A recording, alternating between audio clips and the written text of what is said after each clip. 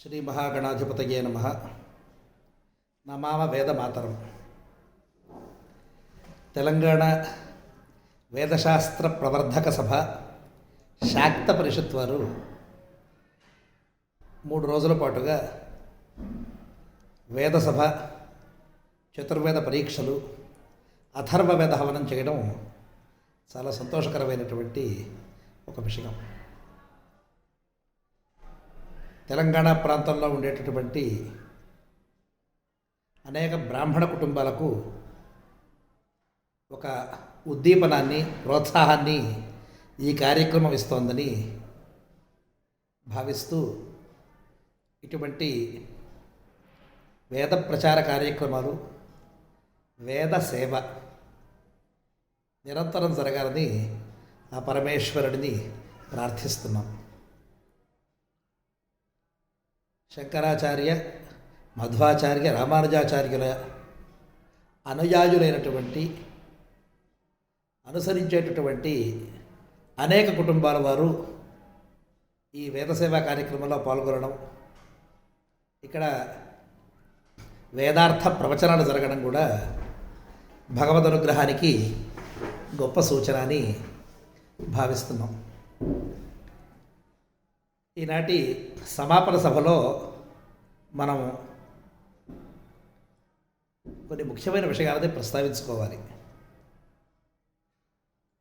వేద సభలో వేదం కంటే ముఖ్యమే ఉంటుంది కాబట్టి ఆ వేదం నిలవాలి అని ప్రార్థన చేసుకోవడమే అత్యంత ఉత్తమమైనటువంటి ఒక పద్ధతి. దానికి మనం ఆ యజ్ఞేశ్వరుడిని ప్రార్థన చేద్దాం. అహే బుద్ధినిజ మంత్రం మే గోపాయ యమృషజస్త్రైవిదా విదుః రుచస్సామాని యజూగుంషి సాహి శ్రీరమృత సతాం. మా వేదాన్ని రక్షించు అని స్వామిని ప్రార్థన చేస్తున్నాం. వేదం అంటే ఏమిటి? వేదం అంటే ఓ మంత్రాలు చెప్తారు కదండి. అయితే మంత్రాలు మాత్రమే వేదం కాదు.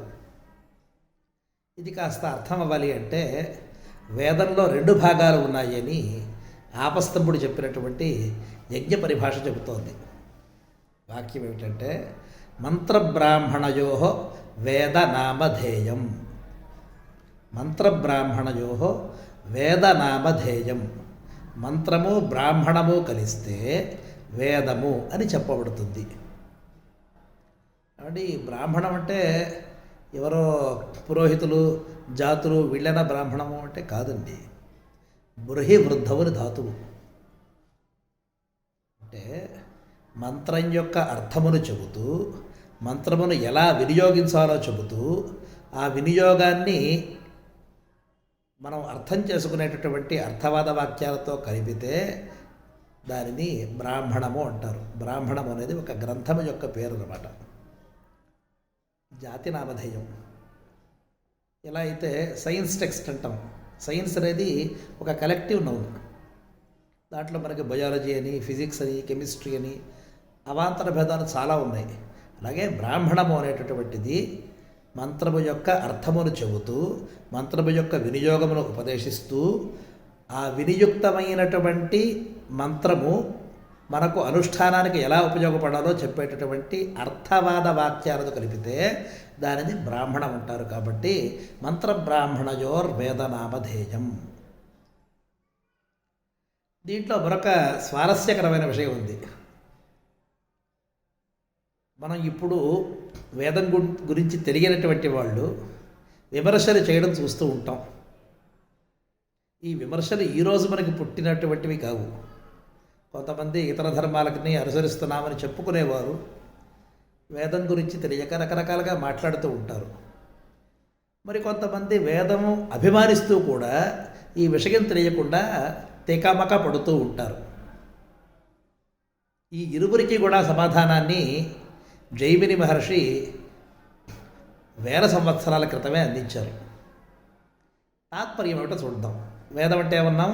మంత్రము, బ్రాహ్మణము అని 2 విభాగాలు ఉన్నాయండి అని చెప్పాం కదా. దానికి వారి యొక్క ప్రశ్న ఏమిటి అంటే, నర్క్సామ యజుషాన్ లక్ష్మ సాంకర్యాదితి శక్యితే పాదశ్చ గీతి ప్రశ్లిష్ట పాఠ ఇది అస్త్వసంకర. మళ్ళీ చెప్తున్నాను.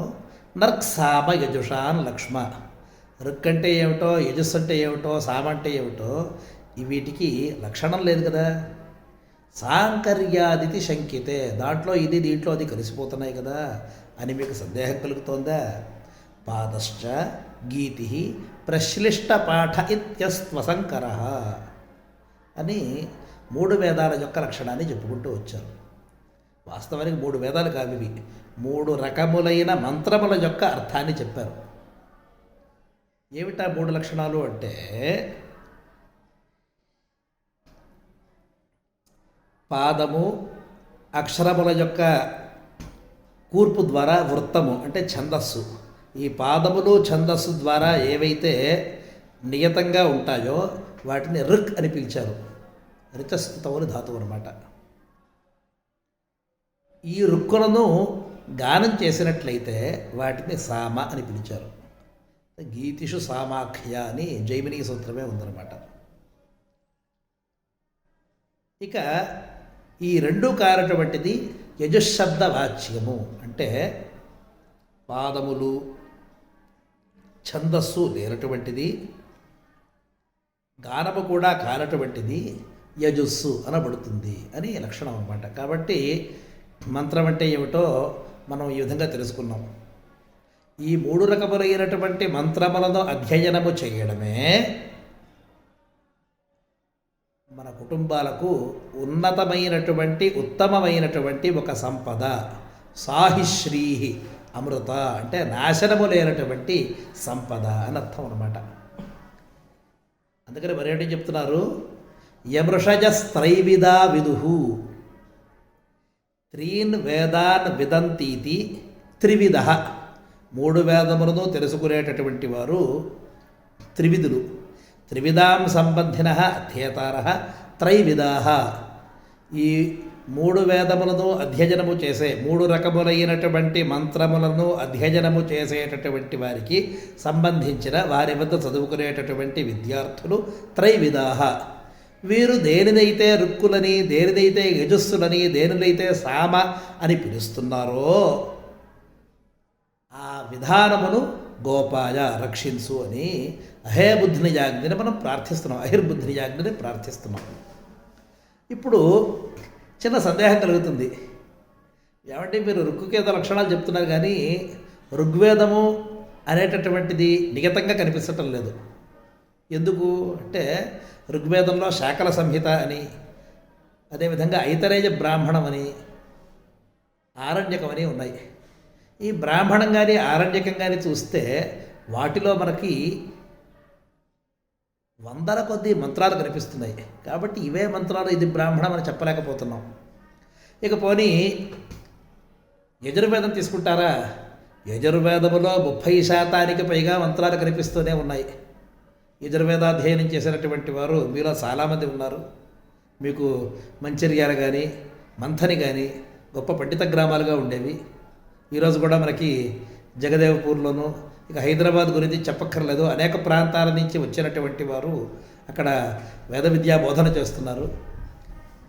అలాగే ప్రసిద్ధమైన ధర్మపురి క్షేత్రంలోనూ, ఇప్పుడు వేములవాడలోనూ, బాసరలోనూ వేద విద్యా వ్యాప్తికి, భద్రాచలంలోనూ వేద విద్యా వ్యాప్తికి అనేక రకాలైనటువంటి విద్యాలయాలు కనిపిస్తున్నాయి. కాబట్టి ఈ యజుర్వేదులు చాలామంది మన ప్రాంతంలో ఉన్నారు, తెలంగాణ ప్రాంతంలో. ఈ యజుర్వేదంలో ఉభావామింద్రాగ్ని నుంచి ప్రారంభం చేసి ఏవైతే యాజ్ఞాన వాకలు ఉన్నాయో అవన్నీ కూడా మంత్రాలే, రుక్కులే. జుష్టోదమోన అతిథి స్వాద్వీన్త్వా స్వాదున పీవోర్నాం ఇత్యాది 100ల కొద్దీ రుక్కులు కనిపిస్తున్నాయి. కాబట్టి యజుర్వేదం అంటే యజస్సులను అధ్యయనం చేయటం లేదేమో అనిపిస్తుంది. పోనీ ఈ రుక్కులు యజస్సులే కాకుండా ఇంకా ఏమున్నాయండి అంటే సామలు కూడా ఉన్నాయి. మీకు అందరికీ తైత్రీయోపనిషత్తు వచ్చు కదా, ఏమంటోంది? ఏతత్సామగా జన్మాస్తే అని సామోపదేశం కూడా అక్కడే యజుర్వేదంలో అయిపోతుంది. ఇది యజుర్వేద పరిస్థితి. ఇక సామవేదం అంటారా, సామవేదంలో సామలు కాకుండా ఆర్చికము అనేటటువంటి ఒక భాగమే ప్రత్యేకంగా ఉంది. కాబట్టి మరి సామవేదంలో రుక్కులు కనిపిస్తున్నాయి. ఇక తాండ్య బ్రాహ్మణాన్ని మనం ప్రారంభం చేసినట్లయితే మొత్తం పూర్తిగా అనేక రకాలైనటువంటి యజుర్మంత్రాలు దాంట్లో ఉపదిష్టమై ఉన్నాయి. ఇది 3 వేదాల పరిస్థితి అయితే అథర్వవేదంలో రుక్కులు యజస్సులు మెండుగా కనిపిస్తున్నాయి. కాబట్టి వేదాలన్నీ కూడా చాలా సాంకర్యంగా ఉన్నాయేమోనండి అనే ఒక సందేహం కలుగుతుంది.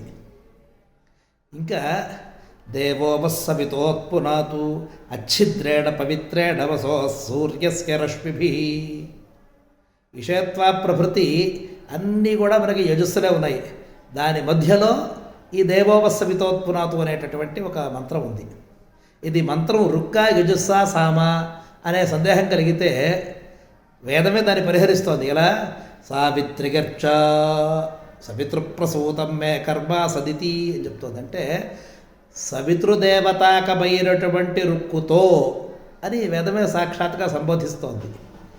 ఇలా మొత్తం పూర్తిగా కలగాపులగంగా సాంకర్యంగా ఉంటోందే. మరి వేదాన్ని ఎలా అధ్యయనం చేయాలి అంటే ఇందాక చెప్పినటువంటి వాక్యాలని మనం గుర్తుపెట్టుకోవాలి. తేషాం ఋక్ యత్ర అర్థవశేన పాదవ్యవస్థ, తేషాం ఋక్ యత్ర అర్థవశేన పాదవ్యవస్థ అని ఒక వాక్యం, గీతిషు సా మాఖ్య అని 2వ సూత్రం, శేషే గజు శబ్ద అని 3. ఈ విధంగా మొత్తం 3 రకాలైనటువంటి మంత్రాల యొక్క లక్షణం ఉంది అని. ఇక ఋగ్వేదము, యజుర్వేదము, సామవేదము, అథర్వవేదం అనే పదాలు ఉన్నాయంటారా. రుక్కులు అధికంగా ఉండేటటువంటిది ఋగ్వేద. బహుశా ఋక్ సంహితలో రుక్కులు తప్ప మరేమీ లేవు. అదేవిధంగా యజుర్మంత్రములు అధికముగా ఉండేటటువంటిది యజుర్వేదం. అదేవిధంగా సామ గానములకు ప్రాధాన్యము కలిగినటువంటిది సామవేదం. ఇక అథర్వవేదం అనేది ఒక మంత్రలక్షణం కాదు, అథర్వణ ఋషిణ దృష్టం తేన దృష్టం. కాబట్టి అథర్వముని చేత ప్రోక్తమైనటువంటిది, ఆయన సంగ్రహం చేసినటువంటిది అథర్వవేదం. దీనిది ఆథర్వణమని కూడా పిలవచ్చు. అథర్వణ దృష్టం ఆథర్వణం అని. అంతేగాని అథర్వణ అనే పదం అనకూడదు. అథర్వవేద లేదా ఆథర్వణ వేద అని 2 రకాలైన ప్రయోగాలు చెప్పచ్చు. తర్వాత ఇంకొక గమ్మత్తు కూడా మనం బాగా అర్థం చేసుకోవాలి. ఈరోజు మేము ఋగ్వేదులం అండి, మేము యజుర్వేదులం అండి, మేము సామవేదులం అండి అని రకరకాల శబ్దాలను చెప్తున్నారు. తెలుగు రాష్ట్రాలలో కానీ కర్ణాటక దేశంలో కానీ స్వశాఖ అని చెప్పబడేటటువంటి సామవేదులు కానీ అథర్వవేదులు కానీ లేరు. వీరందరూ కూడా ఇంకొక శాఖ నుంచి అధ్యయనం చేస్తున్న సంప్రదాయానికి చెందిన కుటుంబాల వారే. మరి ఇప్పుడు సందేహం ఏమిటి అంటే, వేదానధీత్య వేదౌవా వేదం వాపి యథాక్రమం, వేదానధీత్య వేదౌవా వేదం వాపి యథాక్రమం. అన్ని వేదములను కానీ వేదౌవా 2 వేదములను కానీ వేదం వాపి యథాక్రమం ఒక వేదమును కానీ అధ్యయనమును చెయ్యాలి అని తాత్పర్యం అన్నమాట. ఎవరు చెప్పారు ఈ మాట? యాజ్ఞవల్క్య మహర్షి తన స్మృతి గ్రంథంలో చెప్పుకుంటూ వచ్చారు. ఇప్పుడు ఇది నా వేదము, ఇది పరాయి వేదము అనేటటువంటి భేదభావం కూడదు అని వేదం యొక్క సాక్షాత్తు ప్రతిపాదన. ఇది మనకి తెలియాలి అంటే బ్రహ్మయజ్ఞ ప్రకరణం చూడండి. నేను అధ్యయనం చేసినంతగా సాకల్యంగా సంపూర్ణంగా బ్రహ్మయజ్ఞాన్ని ప్రతిరోజు చేసేటటువంటి బ్రహ్మయజ్ఞాన్ని విధి విధానంతో సహా ఉపదేశించినది యజుర్వేదం. దీనిలో యత్స్వాధ్యాయమధీయీత ఏకామప్యుర్చం యజుస్సామవ తద్బ్రహ్మయజ్ఞ సంతిష్ఠతే అని చెప్పుకుంటూ వచ్చారు. స్వాధ్యాయమును చెయ్యాలి. ఎలా? ఏకాం అప్యుర్చం ఒక్క రుక్కును కానీ ఒక్క యజస్సును కానీ ఒక్క సామను కానీ అధ్యయనము చేసినట్లయితే అది బ్రహ్మయజ్ఞం అనబడుతుంది అని. ఇక ఉత్తర భాగంలో ఈ బ్రహ్మయజ్ఞం యొక్క ప్రకరణం ఏమిటో కూడా ఆలోచించాలన్నమాట. ఇప్పుడు ఇది ఋగ్వేదానికి సంబంధించినది కాదు, సామవేదానికి సంబంధించినది కాదు, కేవలం యజుస్సులకు మాత్రమే సంబంధించింది యజుర్వేదము అని ఎవరైనా భ్రమపడితే వారికి సమాధానం ఇది. ఒక వేద శాఖతో మీరు ఆపాలి అని ఎక్కడా లేదు. ఇంకొక తమాషా ఏమిటంటే యజుర్వేదులందరూ ఉపనయనం చేసుకున్నప్పుడు దేవస్యత్వా సవితు ప్రసవ ఉపనజేసౌ అనేటటువంటి యజుర్మంత్రముతో ఉపనయనం అంటే దగ్గరకు తీసుకుంటాడు పిల్లవాడిది తండ్రి. ఆ తర్వాత సుప్రజా ప్రజగా భుజా అనేటటువంటి మంత్రంతో బ్రహ్మోపదేశం చేస్తాడు, ఇది కూడా యజుస్సే. ఆ తర్వాత ఉపదేశం చేసేటటువంటి సావిత్రి గాయత్రి మంత్రం రుక్కు. మరి వీరు రుక్కుల్ని అధ్యయనం చేయకూడదు అనేటటువంటి అభిప్రాయం ఉన్నట్టయితే సావిత్రి గాయత్రి మంత్రాన్ని ఎందుకు ఉపదేశిస్తున్నారు? మన యొక్క అధ్యయన సౌకర్యము కొరకు వేదవ్యాస మహర్షి వేదములలో ఉండేటటువంటి భాగాన్ని కొంత విభజించారు తప్పితే ఇంకొక వేదశాఖను అధ్యయనము చేయడము దోషమని లేదా చేయకూడదని ఎక్కడా లేదు. అన్నిటినీ అధ్యయనము చెయ్యాలనే చెబుతున్నారు. అది చెప్పడానికే ఈ వాక్యాలు చెప్తున్నాం అన్నమాట. ఇక బ్రాహ్మణం అంటారా? బ్రాహ్మణం అంటే ఇందాక చెప్పుకున్నాం, మంత్రం యొక్క అర్థాన్ని విడమర్చి చెప్పేది. ఇది కూడా చాలా చక్కగా అర్థం కావాలి అంటే మనం నిత్యం హోమాల్లో వాడేటటువంటి మంత్రం ఏమిటది? చత్వారి శృంగా ఆహ త్రయో అస్య పాదా ఆహ ద్వే శీర్షే సప్తహస్తాసో అస్య త్రిధా బద్ధ వృషభోరో రవీతి మహోదేవ మర్త్యాగుం ఆవివేశ. వేదపురుషుడు లేదా యజ్ఞేశ్వరుడి యొక్క ఒక లక్షణం ఇది. ఎలా? చత్వారి శృంగా అంటే చత్వారి శృంగా అంటే 4 శృంగములు. శృంగం అంటే కొమ్మని అర్థం. ఇక్కడ 4 వేదములే 4 శృంగాలు. త్రయో అస్య పాదా 3 పాదములు ఉన్నాయి. ఈ 3 పాదాలు అనేది సంబంధం అన్నమాట. ఇక్కడ 3 పాదాలంటే మంత్రము, బ్రాహ్మణము, కల్పము అని అథర్వవేదం మనకి ఉపదేశిస్తోంది. మంత్రము యజ్ఞకర్మలో వినియోగం చేసేది, ఆ మంత్రం యొక్క అర్థాన్ని వ్యాఖ్యానం చేసేది బ్రాహ్మణం, మంత్రము యొక్క వినియోగమును చెప్పేటటువంటిది కల్ప. కాబట్టి బ్రాహ్మణాన్ని మరింత విభాగం చేస్తున్నారు అన్నమాట. అక్కడ ద్వే శీర్షే యజ్ఞం జరగాలంటే భార్యాభర్తలు ఇద్దరు కూడా పూనుకోవాలి. యావజ్జీవం హోష్యావహ అని సంకల్పం చేస్తున్నారు ఇద్దరూ కలిసి. బతికినంతకాలం ఇద్దరం కలిసి. హోష్యావహ అనేది ద్వివచనం, భర్త మాత్రమే చేసే సంకల్పం కాదు. భర్త స్వతంత్రంగా ఏ పని చెయ్యలేడు కూడా. వేదాన్ని నిలబెట్టాలన్నా, ఒకడికి భోజనం పెట్టాలన్నా భార్య బలం లేకపోతే భర్త ఏ పని చేయలేడు. ఏకైకుడై చేయగలిగింది ఏమిటి? జపం చేసుకోవడం తప్పితే ఇంకేమీ చేయలేడు అనమాట. కాబట్టి కర్మ అంటే భార్య సహితుడయ్యే ఉండాలి. అందువల్లే గృహస్థులు ఈ ప్రపంచాన్ని ధరిస్తున్నారు అనే వాక్యం కూడా వచ్చిందనమాట. కాబట్టి మనకి ఈ మంత్రం ద్వే శీర్షే అంటే యజమాన పత్నీచ అనమాట. ఈరోజు తెలంగాణలో వేదాధ్యయనం ఈ విధంగా జరుగుతోంది. 300 మంది 400 మంది వచ్చి వేదపారాయణ చేస్తున్నారు, అధ్యయనం చేసిన వారు వస్తున్నారు అంటే తల్లి తన మమకారాన్ని తగ్గించుకుని పిల్లవాడిని దూరంగా పంపిస్తేనే సాధ్యమవుతోంది. తల్లి ఆ విధంగా చేయకపోతే, లేదు నా కొడుకుని వదిలిపెట్టను అంటే ఇంకొక గవర్నమెంట్ స్కూల్లోనో ప్రైవేట్ కార్పొరేట్ స్కూల్స్లోనో చదివేటటువంటి 4 విద్యార్థులు అధికమవుతారు. ఉండే 4 కోట్ల జనాభాలో 400 మంది వేదం చదివారు రావడం కష్టం. 4000 మంది చాలా అంటే చాలా కష్టం. ఇటువంటి పరిస్థితులలో భార్యాభర్తలు ఇద్దరూ త్యాగం చేసి, తత్రాపి మాతృమూర్తి త్యాగం చేసి పిల్లవాడిని దూరంగా పంపిస్తే వేదాధ్యయనం పూర్తవుతోంది. కాబట్టి భార్యాభర్తల యొక్క సమానమైనటువంటి అధికారాన్ని, యోగదానం, వారి యొక్క కంట్రిబ్యూషన్, దాన్ని వేదం గుర్తిస్తోంది. సప్తహస్తాసహ అంటే 7 హస్తములు. ఏమిటా హస్తములు అంటే గాయత్రి, త్రిష్టుప, జగతి, అనుష్టుప, పంక్తి, ఉష్ణిక్, బృహతి ఇత్యాదులన్నీ అనమాట. కాబట్టి ఈ 7 ఛందస్సులతో కూడా వేదం విస్తరించి ఉన్నది. త్రిధాబద్ధ వృషభో రోరవీతి. త్రిధాబద్ధ అంటే 3 రకములుగా నిబద్ధమై ఉన్నాడు. ఏమిటవి అంటే యజ్ఞంలో మనకి 3 రకాలైనటువంటి ఆహుతులు ఉంటాయి. అందుకని ప్రాతస్సవనము, మాధ్యందిన సవనము, తృతీయ సవనం అని పిలుస్తారన్నమాట. సవనము అంటే సోమలతను తీసుకుని దంచి రసము తీయుట అని అర్థం అనమాట. రసం తీసి దాని గ్రహపాత్రలలో ధరించి దాంతో హోమం చేస్తాం అన్నమాట. కాబట్టి 3 సవనాలు, ఇవే త్రిధాబద్ధ. అటువంటి యజ్ఞేశ్వరుడు వేదపురుషుడు. వృషభ అంటే వృషభ అనే పదానికి ఎద్దు అని సామాన్యార్థం, కానీ ఇక్కడ అటువంటి అర్థం చెప్పుకోకూడదు. కామానాం వర్షుక, మన యొక్క కోరికలను వర్షించేటటువంటి వాడు. అటువంటి ఈ వేదపురుషుడు రోరవీతి. రోరవీతి అంటే ముహుర్ముహు రౌతి, అత్యద్భుతమైనటువంటి వేదధ్వానం ద్వారా వ్యక్తమవుతున్నాడు. మహోదేవ మర్త్యాన్ ఆవివేశ. అటువంటి ఈ వేదపురుషుడు అనేక మంది విప్రోత్తములను, ఉపనయితులైనటువంటి వటువులను, ఆ తర్వాత అనుష్ఠాతలందరినీ కూడా ప్రవేశిస్తున్నాడు అని తాత్పర్యం. ఎందుకు ఈ మాట చెప్పాము అంటే వేదం యొక్క సమగ్రమైన స్వరూపాన్ని, దాని కర్మ అనుష్ఠేయత్వాన్ని కూడా చాలా చక్కగా ఈ మంత్రం మనకు వివరిస్తోంది. ఇక బ్రాహ్మణము అనే పదానికి అర్థం ఇప్పుడు చెప్పుకున్నాం. దీంట్లో మళ్ళీ ఏమండి, మీరు బ్రహ్మయజ్ఞం అని చెప్పారు కదా, దాంట్లో ఏముంది?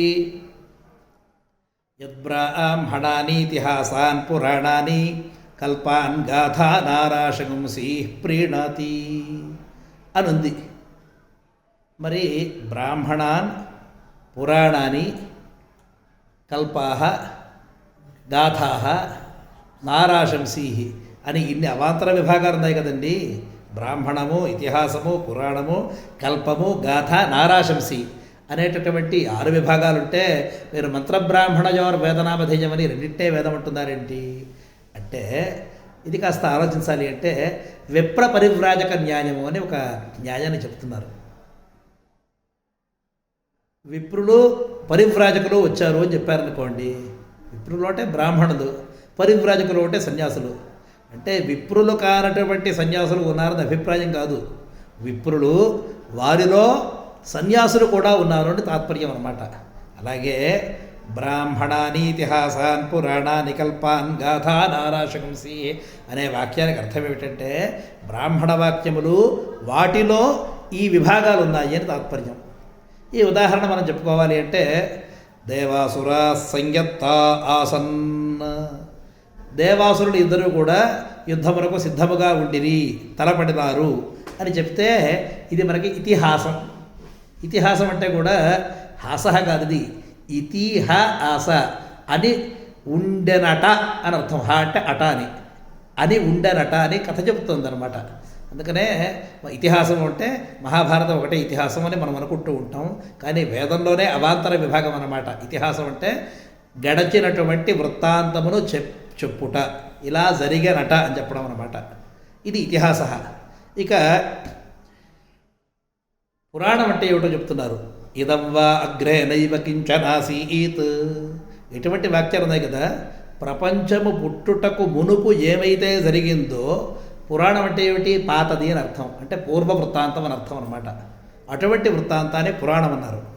ఇక కల్ప అంటారా, వేదమంతా కూడా ఈ శ్రౌత సూత్రాలకు మూలమైనటువంటి కల్పవాక్యాలే. ఉదాహరణకి స్పష్టంగా చెప్పాలి అంటే కల్ప శబ్దంతో చెప్పిన ఒక వాక్యం చూడండి. ఆరుణకేతుక చయన ప్రయోగంలో ఒక వాక్యం వస్తోంది, ఇతి మంత్ర ఆహ కల్పోత ఊర్ధ్వం. ఇంతవరకు మంత్రాలు చెప్పాము, ఇకపైన కల్పము చెప్పబడుతున్నది అని అర్థం అన్నమాట. ఇక అగ్నిశయనంలో ఉంది, అక్కడ మనకి గాథా అంటే కథలు అని అర్థం అనమాట. అంటే ఈ అవాంతర విభేదాలు అనమాట. ఉదాహరణకి అందరూ తెలంగాణ వాళ్ళైనా దాంట్లో ఉత్తర తెలంగాణ, దక్షిణ తెలంగాణ, మంజీరా ప్రాంతం వారు, గోదావరి ప్రాంతం వారు, కృష్ణానది ప్రాంతం వారు అని మనం అవాంతర విభాగాలు, చిన్న చిన్న విభాగాలు చేసుకుంటాం కదా, అటువంటిదే ఇది కూడా. ఏం చెప్తున్నారు? యమగాథాభి పరిగాజతి యమాదేవైనద్వృంక్తే. ఈ యమగాథలను పరిగానం చేయడం ద్వారా యముడి యొక్క కోరలలో పట్టుబడిన వారిని కూడా బయటికి తీసుకురావచ్చు అని చెప్తున్నారు. యమగాథ అంటే యోస్య కౌష్ఠ్య అనే మంత్రాలు 5 యమగాథలో అని పిలుస్తారన్నమాట. ఇది మరి అగ్నిచయన ప్రకరణంలో వస్తుంది. ఇక మనుష్య వృత్తాంత ప్రతిపాదనమును చేసేటటువంటి వాక్యాలని, రుక్కులను కూడా నారాశంస్య అంటారు. నరస్య ఆశంస అత్ర వర్తతే ఇది నారాశంస్య. అంటే మనుష్య రూపంతో పుట్టి ఉత్తమమైనటువంటి కార్యములను చేసిన వారిని స్తుతించడం మనకి ఈ నారాశంసి రుక్కులతో తెలుస్తుంది. కాబట్టి ఈ 6 విభాగాలు కూడా మనకు వేదంలోనే ఉన్నాయి, బ్రాహ్మణ వాక్యాలలోనే ఉన్నాయి. కాబట్టి మంత్రములు అంటే 3 రకములు. బ్రాహ్మణము అంటే పదానికి ఒక అర్థం కానీ 2 అర్థాలు కానీ 6 అర్థాలు కానీ చెప్పుకోవచ్చు. ఈ విధంగా మంత్రమును అభ్యసించి దాని యొక్క వ్యాఖ్యానమును అభిప్రాయమును మనం బ్రాహ్మణ వాక్యాల ద్వారా తెలుసుకున్నట్లయితే అప్పుడు మన యొక్క వేదాధ్యయనము సిద్ధిస్తుంది. మరి వేదాధ్యయనం బాగానే ఉంది, ఇది చెయ్యాలా? ఎవరు చెయ్యాలి? మేమే చెయ్యాలా? ఎవరైనా చెయ్యొచ్చా? ఇత్యాదులన్నీ కూడా సందేహాలు ఉంటాయి. ఉపనయనమైనటువంటి త్రైవర్ణికులకు ప్రధానమైన అధికారము, ముఖ్యాధికారము వీరికి. మిగిలిన వారికి వేదము యొక్క అర్థమును చెప్పేటటువంటి, తాత్పర్యమును చెప్పేటటువంటి పురాణాది గ్రంథములను చదవడానికి వారికి అధికారం ఉంది అని దాన్ని విభాగం చేశారు. ఇప్పుడు వేదాధ్యయనం పూర్తిగా చేయలేక మధ్యలో మొదలెట్టి మానేసిన వారికి, అసలు చెయ్యని వారికి వారి పరిస్థితి ఏమిటి అంటే ఆ హెచ్చరింపు కూడా ఇదే ప్రకరణంలో మనకి కనిపిస్తోంది. యస్తిత్యాజ సఖివిదగుం సఖాజం నతస్య వాచ్యపి భాగో అస్తి యదీగుం శృణోత్యలకగుం శృణోతి నహి ప్రభేద సుకృతస్య పంథామితి. స్వర్గారోహణ పర్వమని మహాభారతంలో ఒక వాక్యం ఉంది. అద్భుతమైనటువంటి భాగం అది. ఇది ధర్మరాజు యొక్క ధర్మశ్రద్ధని, ధర్మనిష్టని కూడా పరీక్షించడానికి యముడు ఒక రూపంలో వచ్చాడట, ఒక కుక్క రూపంతో. పాండవులందరూ కూడా వారి వారి యొక్క ఆయుర్దాయము కర్మ పరిపాకం తీరిపోయిన తర్వాత అందరూ కింద పడిపోయారు. ఈరోజు మనకి బదరీనాథ్ అని పిలువబడేటటువంటి ఒక పుణ్యక్షేత్రం తర్వాత ఉండే ఒక దాన్ని స్వర్గారోహణ ఘట్టం అని కూడా అంటూ ఉంటారు. మన అని ఈరోజు భారతదేశంలో ఉండే ఒక బోర్డర్ ఏరియా. ఆ తర్వాత ఉండేటటువంటిది త్రివిష్టపం. త్రివిష్టపాన్ని త్రిబిట్టని కూడా పిలుస్తున్నారు అన్నమాట. ఆ త్రివిష్టపానికి వీరు ఎక్కుతుండగా అందరూ కూడా పడిపోయారు. ఈ కుక్క మాత్రమే ధర్మరాజు చిట్ట చివరి మెట్టు ఎక్కేంత వరకు కూడా ఉంది. అక్కడ దూతలు అన్నారు, ధర్మరాజు మాత్రమే రావచ్చు, ఈ కుక్కకి ప్రవేశం లేదు అని. ఇప్పుడు ఆయన అన్నట్ట, ఇంతవరకు నాతో వచ్చినటువంటి ఈ జంతువుని వదిలిపెట్టి నేను ముందుకు వెళ్ళడం నాకు సఖ్యధర్మం కాదు అని. వస్తే ఇద్దరం వస్తాం. దీన్నే వ్యాకరణ పరిభాషలో సన్నియోగ శిష్టానాం సహవా ప్రవృత్తి సహవా నివృత్తి అంటారు. అంటే కలిసి ఉన్నవారు వస్తే ఇద్దరూ వస్తారు, లేదా ఇద్దరు వెళ్ళిపోతారు అని. ఎందుకు ఈ మాట చెప్తున్నానంటే సఖిత్వం గురించి చెప్తున్నాం. వేదంలో చెప్పిన వాక్యం ఇది. ఎవడైతే మనకు ఆప్తుడుగా ఉంటూ మన యొక్క వ్యక్తిత్వాన్ని గుర్తిస్తూ మన యొక్క పరిశ్రమను గుర్తిస్తూ ఉన్నాడో అటువంటి వాడిని వదిలిపెట్టినటువంటి వాడికి ఏ గతి ఉంటుంది అంటే వాడికి భాగ్యం ఉండదు. కనీసం మాట వరసకు కూడా వాడికి ఒక భాగం ఇవ్వడం దండగా. వాడికి అసలు సుకృతస్య పంథాం అంటే ఉత్తమమైనటువంటి ఒక మార్గమే వాడికి తెలియదు. ఎందుకంటే కృతజ్ఞుడు అన్నమాట వాడు అని. వేదాన్ని ఎవరైతే పరిత్యాగం చేస్తారో, అలౌకికమైనటువంటి శాశ్వతమైనటువంటి గొప్ప వాక్యాలను చెప్పేటటువంటి వేదాన్ని వదిలిపెట్టి వ్యర్థమైనటువంటి కలహాన్ని తెచ్చేటటువంటి వృథా ప్రేలాపనలతో, ఈ లౌకికమైన వాక్యాలలో నిజంగా చెప్పాలంటే సగం అబద్ధాలు, సగం అప్రస్తుతాలు, సగం కలహాన్ని తెచ్చేటటువంటి వాక్యాలే ఉంటూ ఉంటాయి. ఇటువంటి వాక్యాలతో కాలక్షేపం చేసేటటువంటి వాడు నిజమైనటువంటి స్నేహితుడిని వదిలిపెట్టి మనకు నిష్ప్రయోజకుడైనటువంటి ద్రోహాన్ని చేసేటటువంటి మరొకటిది పట్టుకుంటే వాడి గతి ఎంతో వీడి గతి కూడా అంతే. అదేమిటండి, వేదం మనకి ఎలా సహాయం చేసింది, మనకి స్నేహం ఎలా అంటే సఖీ విదగుం సఖాజం. సఖా అనేవాడు ఎప్పుడు కూడా తనతో ఉండాలి. వేదం ఎప్పుడు కూడా నీతోనే ఉంటుంది, నువ్వు దానిని పట్టించుకోవటం లేదు అంతే. సఖీవిత్ అనే పదానికి అర్థం చూసుకోండి. ఈ వటువు, ఈ విప్రుడు నన్ను చేరదీసి వ్యజప్రయాసలకు ఓర్చి శ్రమ అనుకోకుండా మొత్తం పూర్తిగా నన్ను ఆదరించి అధ్యయనం చేస్తున్నాడు అని గుర్తించింది వేదం. తద్వారా ఏమవుతోంది, నువ్వు కర్మలు చేసినప్పుడు ఈ మంత్రాలు నీకు వినియోగంలోకి వచ్చి ఆ వినియోగాల ద్వారా నువ్వు ఇష్టకామ్యాలను పొందుతున్నావు. ఇష్టప్రాప్తి అనిష్ట పరిహారం వేదం యొక్క ప్రధానమైన ఉపయోగం అన్నమాట. కావలసినది పొందడము, మనకు ఇబ్బంది కలిగించేటటువంటి విషయములను మనం తొలగించుకోవడం, ఈ రెండు వేదం యొక్క ప్రధానమైనటువంటి ఉద్దేశ్యాలు. అటువంటి ఒక భాగ్యాన్ని కలిగిస్తున్నటువంటి వేదాన్ని నువ్వు వదిలిపెట్టేస్తే అప్పుడు నీకు మాట వరసకు కూడా ఒక్క భాగ్యము కూడా ఉండదు అని మనకి వినిపిస్తోందనమాట. అంతేకాదు, ఈ వేదాధ్యయనం చేయడం వల్ల కలిగే మరొక ప్రయోజనం ఏమిటి అంటే, దేవ పవిత్రం వా ఏతత్.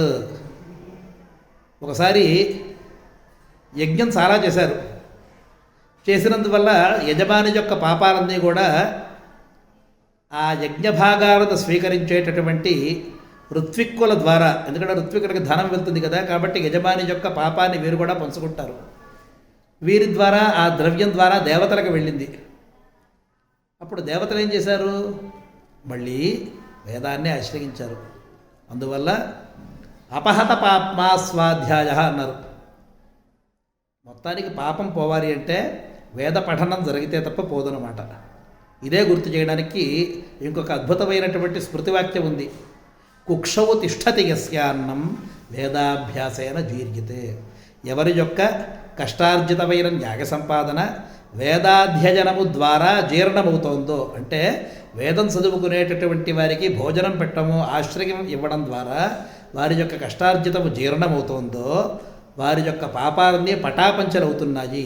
కులం తారగతే దేశాం దశపూర్వం దశాపరం.